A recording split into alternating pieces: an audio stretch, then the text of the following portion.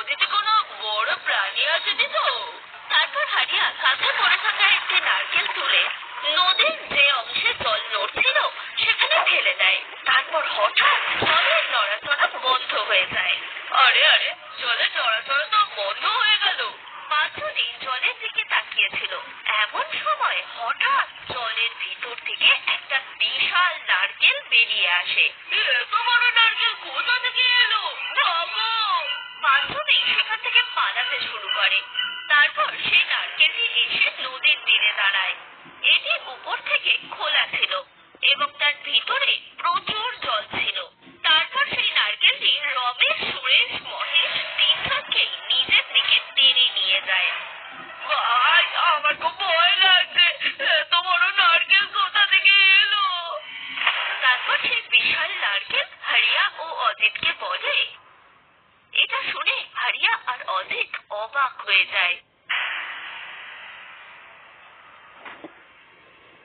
তারপর সেই নারকেলের ভিতর থেকে তিনটে ছোট বাচ্চা বেরিয়ে আসে।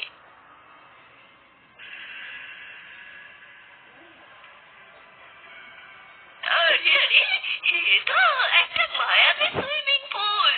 হারিয়া ভাই, আমরাও গিয়ে এই সুইমিং পুলে স্নান করি, চলো। হ্যাঁ হ্যাঁ, চলো চলো। অজিত আর হারিয়া গ্রামে চলে যায়। তারপর সেই তিনটি বাচ্চা গায়েব হয়ে যায়। তারপর সেই জাদুকরি নারকেলটি রমেশ, সুরেশ এবং মহেশের মৃতদেহ খেয়ে ফেলে। অন্যদিকে হারিয়া অজিত সেই জাদুকরি নারকেলের খবর পুরো গ্রামে ছড়িয়ে দেয়।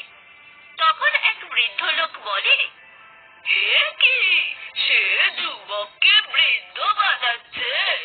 তাহলে আমিও যুবক হতে চাই।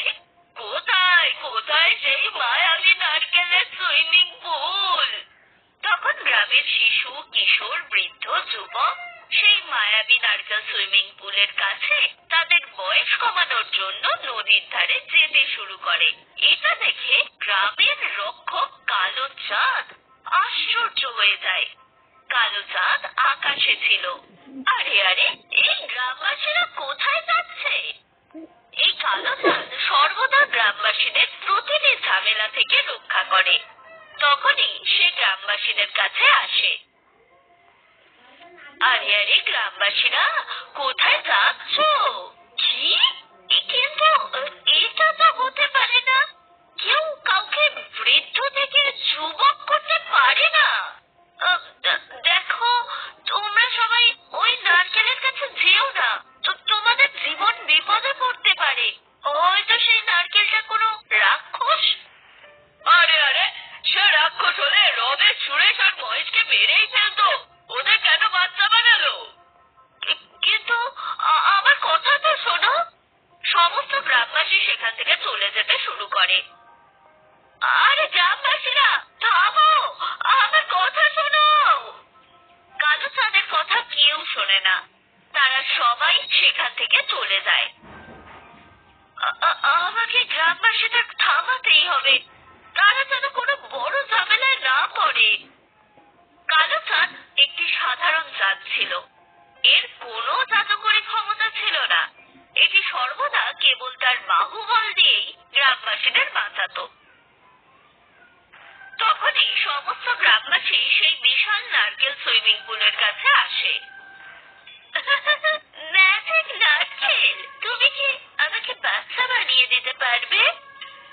তারপর সেই জাদুকরি নারকেল সুইমিং পুলের সিঁড়িতে উঠে যায় সাক্ষী। সেই মুহূর্তে কালো চাঁদ সেখানে আসে। তারপর সাক্ষী উপরে উঠে সেই নারকেল সুইমিং পুলে ঝাঁপ দেয়। কিছুক্ষণ পর সেই নারকেলের ভিতর থেকে একটা ছোট্ট মেয়ে বেরিয়ে আসে। আরে বাহ বাহ, আমিও এই নারকেলের সুইমিং পুলে যাবো। হ্যাঁ, এটা কি করে সম্ভব? তারপর গ্রামের সবাই মিলে একসাথে সেই সিঁড়িতে উঠে যায় এবং নারকেলের সুইমিং পুলের উপর উঠে তার ভিতরের জলে ঝাঁপ দিতে যায় এবং পরের মুহূর্তেই তারা জলে ঝাঁপিয়ে পড়ে। আরে আরে, গ্রামের সবাই এই নারকেলের সুইমিং পুলে চলে গেছে, কিন্তু কেউ বের হচ্ছে না কেন? তারপর সেই মেয়েটি হঠাৎ অদৃশ্য হয়ে যায়। আরে আরে, মেয়েটা কোথায় গেল? হায় ভগবান, এই মায়াবী নারকেলটা তো প্রতারক। ওরে নারকেল, তোর ভিতরে গ্রামবাসীদের বের করে দে। তারপর জাদু নারকেল নদীতে ঝাঁপ দিয়ে নদীর জলে অদৃশ্য হয়ে যায়। ওই নারকেল কোথায় চলে গেল? সে গ্রামবাসীদের নিয়ে গেছে। আমার এখন কি করা উচিত? কালো চাঁদ যথেষ্ট শক্তিশালী ছিল না। সে সেখানে দাঁড়িয়ে গ্রামবাসীদের ডাকতে শুরু করে, কিন্তু সমস্ত গ্রামবাসী সেই জাদুকরী নারকেল সুইমিং পুলে ছিল এবং জাদুকরী নারকেলটি নিজেই অদৃশ্য হয়ে গিয়েছিল। এখন আমি গ্রামবাসীদের কিভাবে বাঁচাবো? তারপর চাঁদ খুব মন খারাপ করে গ্রামে ফিরে আসে। পুরো গ্রাম তখন ফাঁকা ছিল। আমি এখন কি করব? গ্রামবাসীদেরকে এখন কিভাবে বাঁচাবো? সেই জাদুকরী নারকেলটি ছিল এক রাক্ষস, যে ছলনা করে গ্রামবাসীদেরকে তার ফাঁদে ফেলেছে এবং তার ভিতরে সবাইকে বন্দী করেছিল। প্রায় এক রাত কেটে যায়, কিন্তু এখনো পর্যন্ত চাঁদ কোনো সমাধান করতে পারে না। পরের দিন সকালে, প্রভু দয়া করে আমাকে সাহায্য করুন, আমি এখন গ্রামবাসীদের বাঁচাবো কি করে? তারপর একটি টিয়া পাখি সেখানে আসে। বুদ্ধিমানের ঝুড়ি নেই। এই চাঁদ, কি হয়েছে রে তোর? মনের আলো নিভিয়ে এভাবে বসে আছিস কেন চাঁদ? তখনই কালো চাঁদ সেই টিয়াকে পুরো গল্পটা বলে। কি বলছিস চাঁদ? রাক্ষস নারকেলের বেশে সারা গ্রাম গিলে খেয়েছে সে? হ্যাঁ টিয়া, সেই জাদুর নারকেলটা খুবই শক্তিশালী। এর মধ্যে যদি সেই গ্রামবাসীদের বের না করা হয়, তাহলে ওই নারকেলটা গ্রামবাসীদের খেয়ে ফেলবে। আমি এখন বুঝতে পারছি না কিভাবে সেই জাদুকরী নারকেলের মুখোমুখি হব, কারণ আমার মধ্যে তো জাদুকরী ক্ষমতা নেই। আরে আরে, এত টেনশন কিসের চাঁদ? আমি একটা গাছের কথা জানি, তার নিচে যে জল আছে, সেই জল যার উপরে একবার পড়বে তার ভিতরে। আরে চাঁদ, ওই গাছের নিচ থেকে জল তোলা এত সহজ নয়। আগে সেই গাছটা ভাঙতে হবে, আর সেই গাছটা এতই মজবুত যে গাছটা ভাঙার চেষ্টা করলেও কাটা যাবে না, ভাঙাও যাবে না। যদি তুই সেই গাছটা উপড়ে ফেলতে পারিস, তাহলেই আমার সাথে আয়। টিয়া কালো চাঁদকে এক ঘন জঙ্গলে নিয়ে যায়, যেখানে একটি বিশাল গাছ ছিল। এই সেই গাছ চাঁদ, আয় তোর শক্তি কাজে লাগিয়ে এই গাছটা ভেঙে ফেল। হায় ভগবান, এই গাছটা তো খুব শক্ত, কিন্তু কোনো ব্যাপার নয়। গ্রামবাসীর জীবন বাঁচাতে হলে আমাকে এই গাছটা ভাঙতেই হবে। এটি ছিল কালো চাঁদের সামনে একটি কঠিন পরীক্ষার মুহূর্ত। তারপর সে অল্প দূরে যায় এবং দ্রুত এসে সেই বিশাল গাছের সাথে ধাক্কা খায়, কিন্তু গাছটি তার জায়গা থেকে একটুও সরে না। এটা তো একটু নড়ছে না। আমি তো তোকে বলেইছিলাম চাঁদ, এই গাছগুলো খুবই শক্তিশালী। তারপর কালো চাঁদ প্রচন্ড জোরে জোরে সেই গাছে ধাক্কা মারতে থাকে, কিন্তু সেই গাছটা একটুও নড়ে না। এখন এতবার আঘাত করার কারণে কালো চাঁদের কিছু টুকরো নিচে পড়তে থাকে। আর এরম করিস না চাঁদ, নিজেকে এত কষ্ট দিস না, তাহলে তো তুই মরেই যাবি। টিয়া, এই জাদুকরী শক্তি পেতে আমার যদি প্রাণ হারাতে হয়, তাহলে আফসোস হবে না। তারপর কালো চাঁদ দ্রুত এসে সেই বিশাল গাছটিকে ধাক্কা দেয়। এবার সেই বিশাল গাছটি সমূলে উপড়ে যায়, আর তার নিচে জল ছিল। তুই এটা করেছিস? এবার তাড়াতাড়ি নিজের গায়ে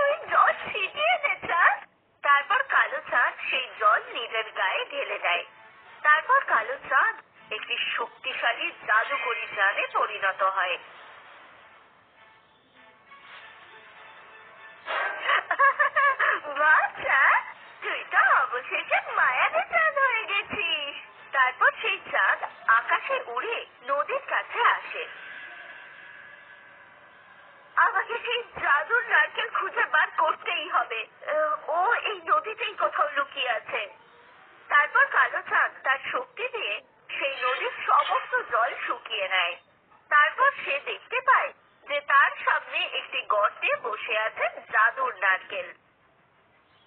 সেই সময় কালো চাঁদ সেই জাদুকরি নারকেলের কাছে আসে। রাক্ষস নারকেল, চুপচাপ সমস্ত গ্রামবাসীকে বের করে দে, না হলে আমি তোকে ধ্বংস করে দেব। তারপর জাদু নারকেল কালো চাঁদকে আক্রমণ করে এবং তার আক্রমণ তার নিজের দিকেই ফিরে আসে। এখন তুই আমার কিচ্ছু করতে পারবি না, রাক্ষস নারকেল। সমস্ত গ্রামবাসীকে বের করে দে, না হলে আমি তোকে ধ্বংস করে দেব। না না, গ্রামবাসীদের কিচ্ছু হতে দেব না আমি নারকেল। না না, তুই কাউকে মারবি না নারকেল। কি করবো? এই নারকেলকে আমার জাদু শক্তি দিলে ও তো খুব শক্তিশালী হয়ে যাবে, আর না দিলে গ্রামবাসীদের মেরে ফেলবে। তখনই কালো চাঁদ সেই জাদুকরি নারকেলকে তার ক্ষমতা দিতে শুরু করে। কিছুক্ষণ পরে কালো চাঁদ সেই নারকেলটিকে সমস্ত ক্ষমতা দিয়ে দেয়। তারপর হঠাৎ সেই নারকেলটি ভাঙতে শুরু করে এবং তার ভিতরের জল পড়ে যেতে থাকে। তুই কি ভেবেছিলিস নারকেল? আমি তোকে আমার জাদুকরি ক্ষমতা দিয়ে দিচ্ছি? না, আমি তোকে আমার দুর্বলতা দিচ্ছিলাম। তারপরে তুই এত দুর্বল হয়ে যাচ্ছিস রাক্ষস নারকেল। মন্দের যতই শক্তি থাকুক না কেন, শেষে কেবল ভালোর জয় হয়। তারপর সেই জাদুকরি নারকেলটি ভেঙে টুকরো টুকরো হয়ে যায় এবং এটি চিরতরেই শেষ হয়ে যায়। এরপরে সমস্ত গ্রামবাসী নারকেলের ভিতর থেকে নিরাপদে বেরিয়ে আসে এবং সবাই কালো চাঁদকে ধন্যবাদ জানিয়ে তাদের গ্রামে ফিরে আসে এবং সুখে তাদের জীবনযাপন শুরু করে।